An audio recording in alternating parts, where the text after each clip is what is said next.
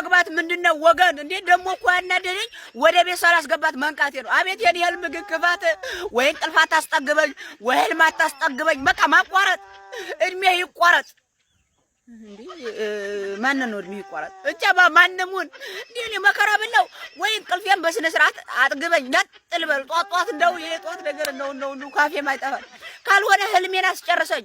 አሁን ተጋብተን ልክ ይሄን ከዛ ተነሳሁኝ።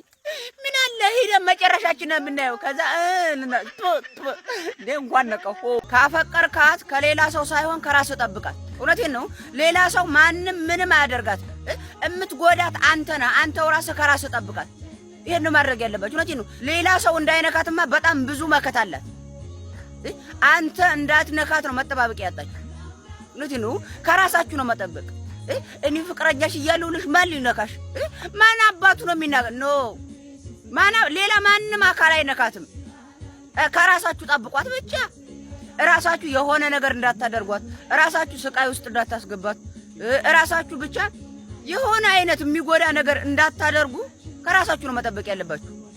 ሌላ ሰው ማንም ምንም አያደርግም። አንተ ሳትመጣ በፊት ሌላ ሰው የነካት የለም። አንተን ፈርተው ነው እንዴ? በጣም ብዙ የምትተማመንበት ሰው አለ ለሌላ ሰው። ለአንተ ግን ማንም ምንም ማድረግ አይችልም።